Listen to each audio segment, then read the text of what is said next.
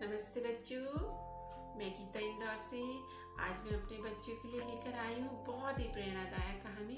बच्चों, आज आपको सिर्फ कहानी नहीं सुननी है, इस कहानी से आपको जो कुछ अच्छी चीज़ें मिले उसको अपने जीवन में उतारना है। और बच्चों, आपको हमेशा ध्यान रखना है कि जीवन में आपको अपना दिमाग को हमेशा एक्टिव रखना है, सृजनात्मक रखना है, जिससे आप नई नई चीज़ें करो, जिसमें आपको रुचि हो, काम करते जाओ। बस रुकना नहीं है बच्चों, कभी भी अपना समय ऐसे व्यर्थ नहीं गंवाना है टीवी देखकर या मोबाइल देखकर। आपको नई नई चीज़ें करनी है। तो बच्चों, मैं आपको एक ऐसे बुद्धिमान बच्चे की कहानी सुनाना चाहती हूँ।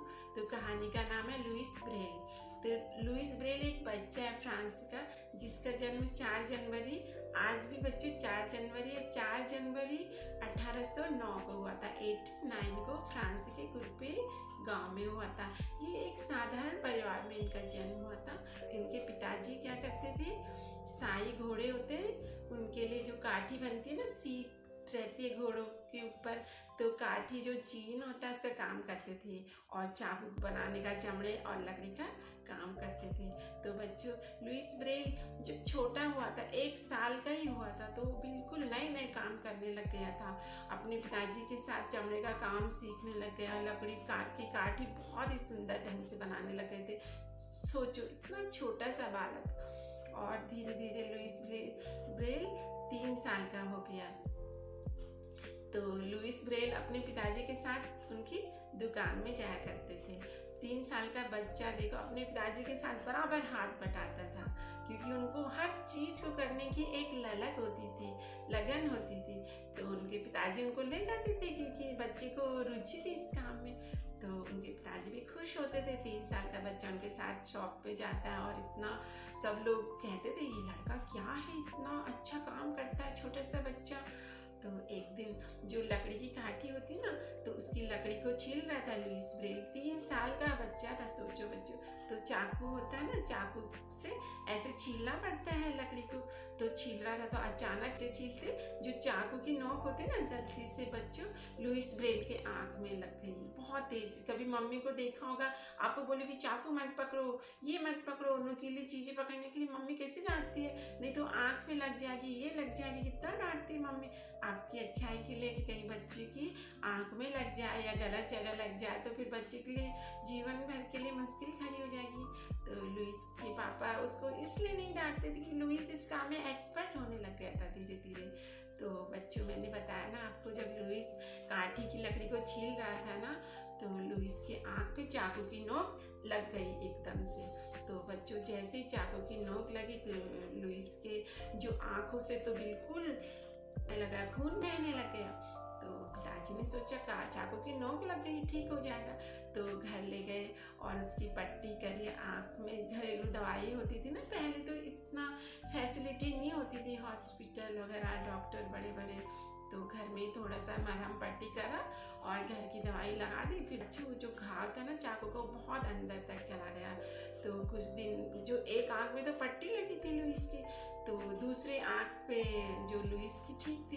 तो धीरे धीरे कुछ ही दिनों में लुईस को लगा कि छोटा सा बच्चा, कि मेरे को दिख नहीं रहा है। बच्चा धीरे धीरे बोलने लग जाता है, 3 साल का बच्चा काफ़ी कुछ बोल देता है। तो लुईस ने बोला माता पिता को कि मुझे कुछ दिख नहीं रहा है दूसरी आँख से भी। तो माँ बाप सोचे बच्चा ऐसे ही बोल रहा होगा, सब ठीक हो जाएगा धीरे धीरे। तो जब दूसरे आँख की भी पट्टी खोली तो ब्रेल को तो कुछ दिख ही नहीं रहा है। तो अब लुईस ब्रेल 3 साल का तो था, तो बताया मेरे को कुछ भी नहीं दिख रहा है दोनों आँखों से। तो बहुत चिंता होने लगी माता पिता को कि ऐसे कैसे कह रहा है, कुछ नहीं दिख रहा। फिर ले गए हॉस्पिटल, डॉक्टर के पास ले गए। तो डॉक्टर ने कहा सच में लुईस की दोनों आँखें खराब हो गई है, अब लुईस कभी देख नहीं सकता। तो उसकी माता पिता बहुत चिंता हुई।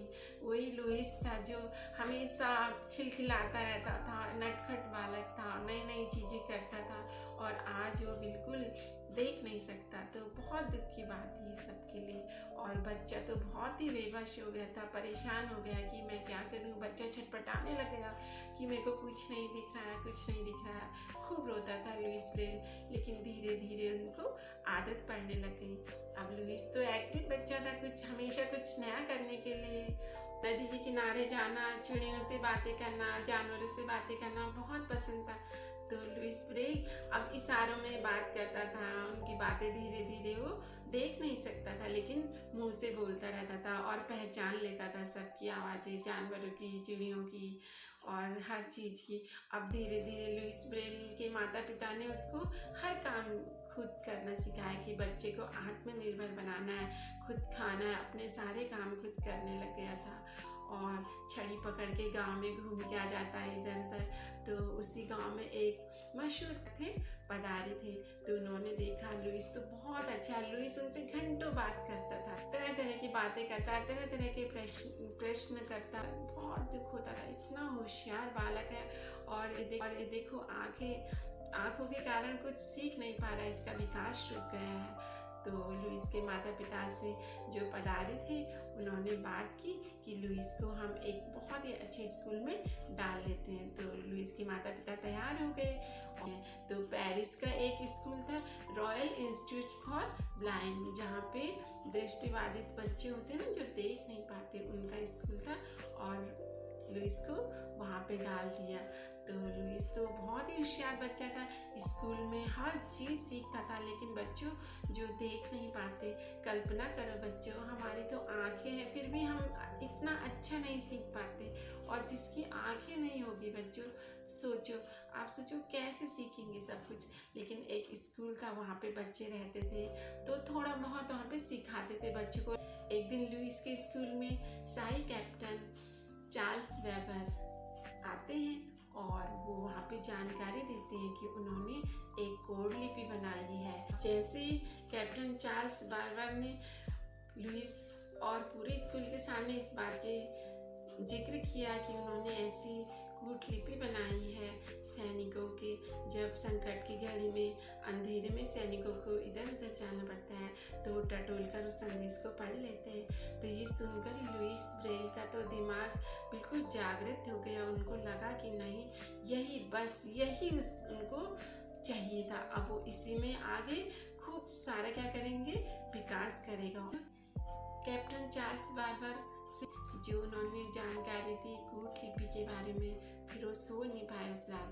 और सुबह से उन्होंने अपने जो स्कूल के प्रधानाचार्य पदारी थे उनने मिलने के लिए आग्रह किया।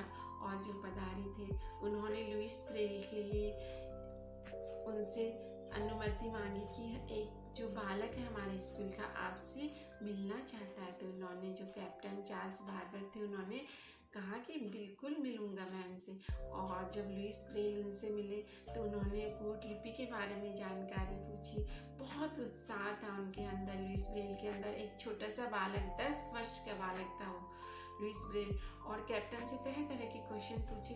तो जो कैप्टन थे ना चार्ल्स वेबर, वो तो चकित रह गए। इतना सा बालक नेत्रहीन है, बिल्कुल देख नहीं सकता, और इतना कुछ इसको जानकारी है। वो तो कैप्टन चार्ल्स तो लुइस ब्रेल की बातों से दंग रह गए कि इस बच्चे के अंदर कितना उत्सुकता है, कितना वो है कि मैं ये करूँगा, मैं ऐसे करूँगा। मतलब उत्सुकता और जिज्ञासा से जो कैप्टन चार्ल्स से ना बहुत प्रभावित हुए, और उन्होंने बहुत प्रेरणा दी, लुइस ब्रेल को प्रेरित किया, प्रोत्साहन किया कि तुम ये काम जरूर कर सकते हो। तो लुइस ब्रेल जब घर आए ना बच्चों, उसके बाद वो कभी भी ढंग से नहीं सो पाए, बस दिन रात इसी काम में लगे रहते थे कि जो कैप्टन चार्ल्स की जो लिपि है ना वो बहुत कठिन थी, उससे जो नेत्रहीन लोग नहीं पढ़ सकते थे। तो लुइस ब्रेल ने इसी लिपि को बहुत सरल ढंग से बनाया कि जैसे नेत्रहीन लोग जो देख नहीं पाते आसानी से सीखे, हर चीज़ सीखे, अपने सपने साकार कर सके। हमेशा उनके दिमाग में यही चलता रहता था, और एक उम्मीद की किरण उनको नजर आने लग गई थी। तो बच्चों 8 साल लगे थे लुइस ब्रेल को इस लिपि को सरल ढंग से प्रस्तुत करने में। रात दिन की मेहनत के बाद जब वो 16 साल के हो गए थे, तब उन्होंने इस लिपि को सबके समक्ष प्रस्तुत किया। और जो उनके साथी थे, कक्षा के जो साथी होते थे स्कूल के, उन सबको वो जब सीखते थे तो साथ साथ में उनको भी सिखाते जाते थे। जो लुइस ब्रेल थे बहुत ज़्यादा खुश हो गए थे कि मैंने आखिर वो कर दिया। आज के बाद जो जिनके जीवन में अंधकार है वो अंधकार नहीं रहेगा। ज्ञान रूपी प्रकाश इस लिपि से सबके जीवन में आएगा, सबके सपने पूरे होंगे। ये उन्होंने कर दिखाया था।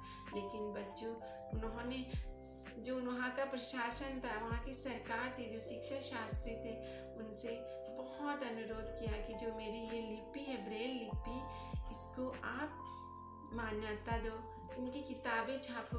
लेकिन किसी ने नहीं सुनी उनकी, और सब उनका मजाक उड़ाते थे कि क्या जो दृष्टिहीन लोग होते हैं उनके लिए क्या कोई लिपि बन सकती। सब लोग हंसी में टाल देते थे उनकी बात को, कोई गहराई में नहीं लेता था।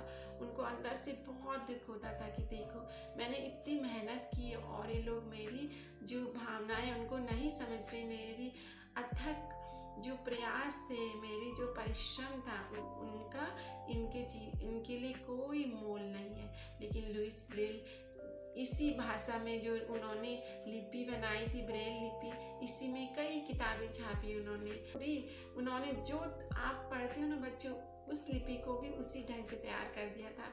आज आपने देखा होगा बच्चों, जो दृष्टिहीन लोग हैं, जो देख नहीं पाते, वो भी हम जैसे ही पढ़ते हैं बच्चों, सिर्फ उनकी जो लिपि होती है उनको छू के पढ़ते हैं। जिस तरह से आप अपनी किताबें पढ़ते हैं, इसी तरह से जो नेत्रहीन लोग होते हैं ना बच्चों, वो भी ब्रेल लिपि से हर चीज़ पढ़ सकते हैं। अब जब से लुईस ब्रेल ने ये ब्रेल लिपि का विकास किया था, बस लुईस ब्रेल को हमेशा इसी चीज़ का दुख रहा कि कितना संघर्ष किया कि अपनी ब्रेल लिपि को मान्यता दिलाए, लेकिन उनके जीते जी काम कभी नहीं हो पाया। लेकिन जो उनका सपना था वो साकार हो गया। अधिकतर जो नेत्रहीन लोग थे वो सब उसी लिपि को पढ़ते थे। इसी इंतजार में लुईस ब्रेल 6 जनवरी 1852 को इस दुनिया को छोड़ के चले गए थे।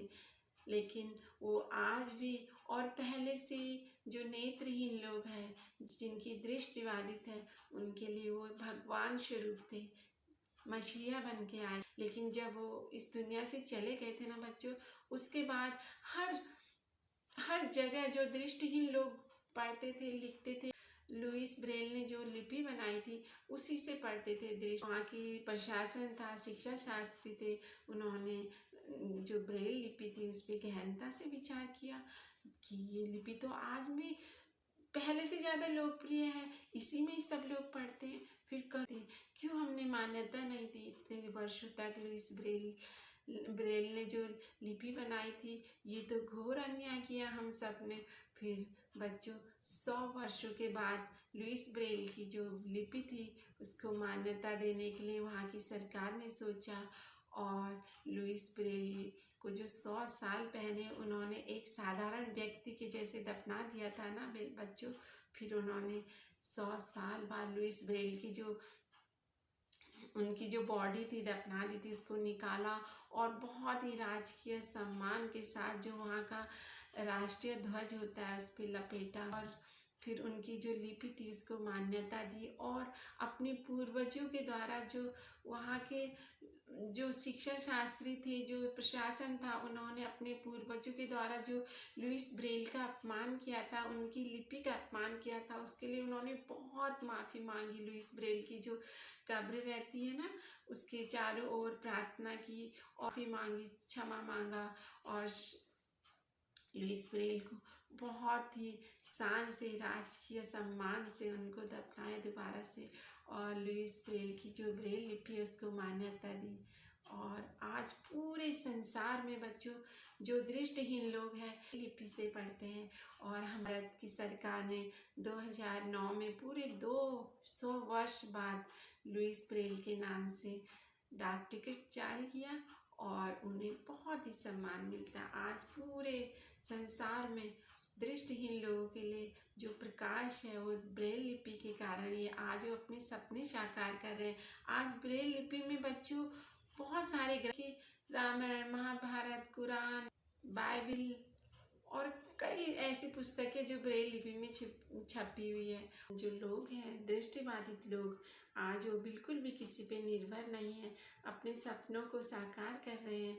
जो सपने आप पूरे करते उसी तरह से वो लोग भी कर रहे हैं।